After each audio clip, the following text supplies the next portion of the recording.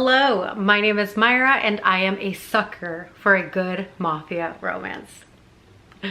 So the people that know me know that I love mafia romance books. I specifically love when it's a strong, possessive alpha man with an equally strong, independent, fierce woman. There's nothing better. That is literally my favorite combination in my mafia.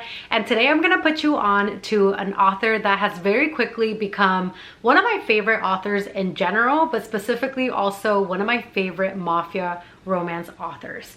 And I am talking about the one and only Gabrielle Sands. I first discovered Gabrielle Sands back in 2023, and she did have quite a following, but I feel like I've noticed that now in 2025, I'm hearing a lot more people talking about her. I'm hearing a lot more people raving about her books, and she definitely deserves it because I feel like every book of hers just keeps getting better and better and better. So today I'm going to talk about her whole mafia universe, basically where you can start if you want to read everything in order. And then I will also show you something that I got, which is the PR box for her newest release.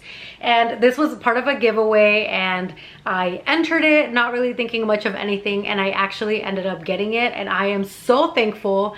I couldn't believe when I got the email saying that I had been chosen, and I also could not believe when this was actually at my front door. So I will show you what I got in this PR box, but this is for her newest release, so we'll work our way there. Now, this is going to be completely spoiler free because there's nothing I hate more than people spoiling a book for you. So I will try to be as brief as possible, but if you have any questions or you want any more information, please let me know and I am happy to answer. So let's go ahead and get started. Now, her first series is the Fallen series, and this is a 4-book series. It starts with When She Unravels, and you have Valentina and Damiano. Valentina is a mafia princess who is married off to someone else who's also in the mafia. And unfortunately, this man is absolutely horrible. He does some very horrific things. He gets her to participate even though she doesn't want to. And it's just a very traumatic experience overall. And that is right smack at the beginning of the book. One day Valentina decides, you know what, I would rather risk my husband and my father's wrath and run away than be here a second longer. So she manages to run away and she goes all the way to Ibiza. Now, when she gets there, she has to assume this new identity because, again, she's running from her husband, running from her dad, who's a mafioso, and she doesn't know if there's gonna be enemies or anything like that that would also come after her. So she has to just lay low. She ends up finding work at a club, and she very quickly learns that the very rich man owns this club, but she has no idea that this man is also part of the mob. So she has accidentally walked into another mafioso's kind of enterprise, and that is where you meet Damiano. So Damiano is the mobster, and he is also our main character here and the main love interest in the story. He is very intrigued by her, but also is like, she works for me, I'm not gonna cross that line. But of course, with secrets and with things being hidden and with people being after her, you get a lot of action in this book and a lot of kind of mystery and also people finding things out and people getting upset.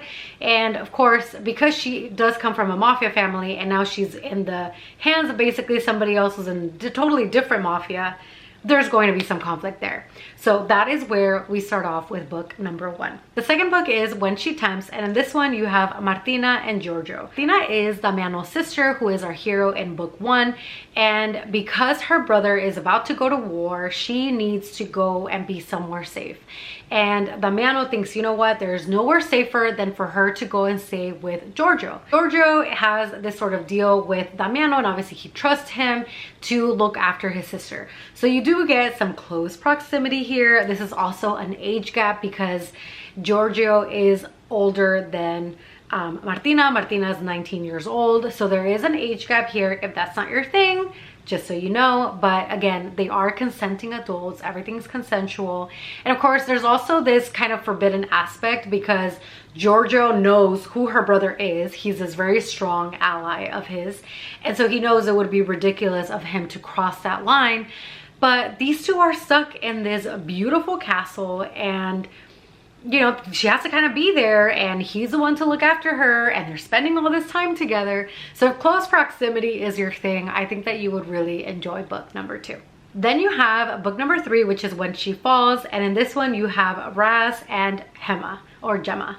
Now Gemma is actually Valentina's sister. Valentina is our heroine from book 1, and she becomes, well, she's engaged, okay? So it's already a forbidden romance here. And Raz is actually Damiano's second-hand man. So these two are obviously spending a lot of time together, and he is completely like infatuated with her, but also knows that she is engaged to this very powerful mafioso in New York City. And so he knows, listen, not only do I owe it to my boss to not get involved, but also this other mafioso that she's about to marry, if I get involved with her, it's gonna cause problems on both ends, because my boss is gonna get mad at me, and if they come after me, he can't really stick up for me because I'm the one getting myself in this predicament. Because Gemma is forbidden for Raz, that makes him even more like frustrated and infuriated with her. And so she's kind of like, why is he so grumpy all the time? Why is he so rude? Why is he so upset about the fact that I'm about to get married to somebody else? Somebody that she doesn't want to marry, but she doesn't really have a choice because her dad is arranging this marriage for her. And so she's kind of like, what's your deal? And it's all because he wants her and he can't have her. But will he go after her? Will he not? You'll just have to wait and see what he decides to do with that infatuation that he has for her. Now, book number 4 is actually my favorite, and I have it right here, and that is When She Loves. When She Loves, you have Cleo and Raphael. Cleo has always sworn that she was not going to marry a mafioso. She wants nothing to do with it. She doesn't really have a choice though, because she has to do something for her sister, and she ends up having to take her sister's place and marry into the mob. And she is marrying one of the top mafiosos in New York City, and that would be Raphael. Now, Raphael is known as this super quiet, but also very vindictive and very ruthless type of capo. And so she is scared of marrying into the family and marrying him, but she doesn't really have a choice. And again, she's really taking one for the team. So she has no choice. She ends up getting married to Raphael, but she is determined to make his life hell. She's like, just because I'm gonna be stuck marrying this guy, it doesn't mean that I'm not going to go and like spend, and that I'm not going to try to get under his skin. Now, she's also kind of risking it because she doesn't really know him. She knows how serious and how ruthless he is. And in the mafia world, a lot of the time, unfortunately, women don't have that same voice as the men do. And so she's kind of risking it, but she's also like, no, because it's something that I didn't want. This was something that I was forced into. So I'm gonna be a brat. Not really a brat, but you know what I mean. So this is kind of her way of rebelling against the fact that she had to marry him. But Raphael is actually quite fascinated with her, and as serious as he is, little by little she does start to find her way under his skin, but he's also extremely attracted to her. And so it kind of has like this whole back and forth with them too, where he's kind of like, go ahead, be petty, it's not gonna get to me, and she's like, watch me. So it's so fun. This is my favorite out of the 4 books. I would definitely say, like, I would highly recommend this 4th book because Cleo is just so fun and she's so badass, and I just love that even though she's scared, she's just like, I'm not scared. I am not going to show it. I'm going to pretend that I am totally fine, and it's such a great time. So I would really recommend book number 4. In this 4th book, you do have some characters that eventually get a spin-off series, which I'm going to go into. And you also meet the family that is the beginning of this new series of the book that she just released. So following this 4th book, you have the duet, and the duet is Fallen God, and it is obviously 2 books. In this one, you have When He Desires and When He Takes, and you have Rowan and Blake. Except Rowan is Rowan because he is actually someone who is undercover. He was in the mafia, but for some things that went down, he has to go into hiding and basically is never going to be allowed to ever go back to where he came from. He has to have 0 ties with the mob. He can't get in trouble. Like, he really has to keep a low profile. So him and a friend of his end up going to this other small town, and they basically have to figure out a way to live this simple undercover plain life, which is very, very hard because he was pretty high up in the mob. So for him to go from suits and money and this and that to now have to have a very low profile kind of eats alive at him a little bit. And he decides that he needs a little bit of fun, and he becomes really intrigued with our heroine, which is Blake. Blake, though, has no idea that Rowan has this past, and if she knew, she probably wouldn't get involved. But a lot of things go down in book number one. Book number one, the cliffhanger, especially the ending, is brutal. Expect heartbreak, expect just twists and turns, and then it goes right into book number two, picks up right where book number one let off. And also book number two, you kind of start getting hints at what then begins this new series, which I will now get into because I think this might end up being my favorite series of hers. But I shouldn't say anything because it's barely book number one, but let's go ahead and get into it. So then you have House of Ferraro, which is where this book starts. And the very first book, and the one that she just released, is Be With Me. And in this one you have Romolo Ferraro and Mia. This is a Romeo and Juliet retelling. Romolo Ferraro comes from one of the most powerful New York mob families, and he is actually the youngest son of the Ferraro family. And he actually ends up meeting Mia by accident. Mia ends up getting some text about her friend being, you know, at a party and being, you know, engaged. And she's kind of like, wait, what? Like, I didn't know my friend was engaged. And she quickly figures out that the text wasn't for her. She shows up at this party and her friend ends up telling her, what are you doing here? You really shouldn't be here because my family is actually in the mob. And it's a problem because Mia's dad is running for New York mayor, and he has sworn to put the Ferraros away in jail, and the Ferraros are at this party. So she tries to leave from this party and she accidentally ends up running into Romolo Ferraro. He doesn't recognize her right away, but let's just say that because her dad is all over the news, all over the TV in New York, he very quickly puts the pieces together. And he decides that Mia might be the way to get to the dad and find out who is supporting his campaign, why he has this agenda against the Ferraros, and if maybe they might need to take him out.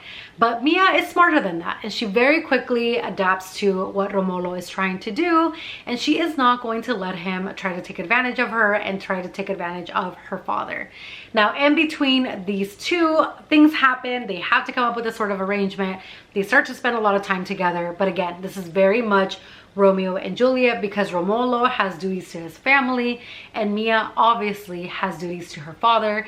And so it was such a great time. I absolutely loved this book. I have been talking about it with coworkers, with friends. In fact, my friend actually, I was just on the phone with her yesterday because she texted me saying, Myra, I started this last night at like 10 p.m. and I already finished it. I feel like I blinked and I went through it because she just absolutely devoured it. She loved it. And something that Gabrielle Sands did differently in this book that I hadn't really read her do in other books is a very real trauma for both characters, and brought to light a lot of things that I feel like I haven't really read in Mafia, especially when it came to specifically the hero's trauma that he has gone through. And I felt like that just made it a lot more real. It made me connect to the characters even more, and it made me want to like root for them to really go after what they wanted and finally get the justice that they deserve, if that makes sense. And so I absolutely love this book, and I highly recommend it. You definitely don't have to read the other books to read Be With Me, but I do think that because you still get to see other characters from the other series, like the Fallen series and the Duet, it's kind of nice to get those little glimpses of those characters, but you won't be completely lost if you just pick up the story at this point. So let me go ahead and show you what I got, because oh my god, my boyfriend was like, you're such a nerd, you're so cute, because I was like squealing when I saw the box. So this is what the box looks like, and it just says here House of Ferraro, and it's nice and foiled. This is gonna go on my bookshelf, I swear. So it has this magnet closure here, and it says this family has secrets. This is right here at the bottom. Okay, now it says here Be With Me, and then it came in this gold packaging, and I already ripped this open. I've already opened it. I just try to package it a little bit nicer to just kind of show it again. But it comes here with the arc of Be With Me, and it does have the sprayed edges. He calls her Berry, so there is a reason why it has that, but it does have this cover. I'm also thinking about getting her other cover, her model cover, because the model, he's cute, okay? He's a cutie. And it is signed by her, which was super cool. So it comes with a book, of course, and then it comes with a bunch of little goodies. So it comes with the sticker here of the cover of Be With Me. It comes with a bookmark that has the cover on one side and then all the berries. It came with this House of Ferraro sticker, which again, it takes place in New York City, so this makes sense. And then this is so cool. It has a lot of little touches that have to do with the book. Mia is actually a stylist, so you kind of see a little bit of hints there. And this is for a Kindle, so it's for the back, which I will be putting on my Kindle. It comes here with a description of the characters, so you see their height, you see some of the tropes here. So I just thought that this was really cool. And then again here, it just comes with, this is the model cover that I was talking about. Cutie. And then here you can see that there will be 4 books. It is an interconnected Mafia romance, but they will be standalones, and you know who the first book obviously is about, Be With Me, and then you're gonna have 2 other that you know, and then the 4th book you don't know who it's going to be about, so that's gonna be really interesting. And then it also comes here with just like this little thing that says like all the things that come with the packaging. And then something that I thought was so cool is that there's a reason why she included this, but there's this mask, right? And I was like, oh, that's so cool. Like, that's awesome. But she included this nice velvet bag, which says House of Ferraro on here, which again, so fancy. But it's actually a gem kit.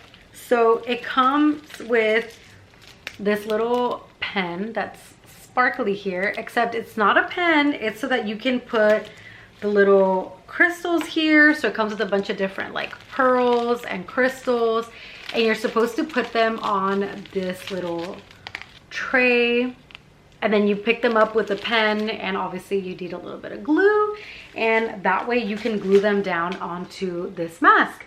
And it actually has instructions here of the suggested pattern, and here it says, you know, that it comes with the crystals and pearls and your tray and how you're supposed to do it. So I just thought that that was so creative and so fun. Like, obviously I love the goodies, I love the fact that it came with the stickers, but I'm like, this is so cool. Because what I plan to do actually is listen to the book when the audio comes out, and as I'm listening to it, do this.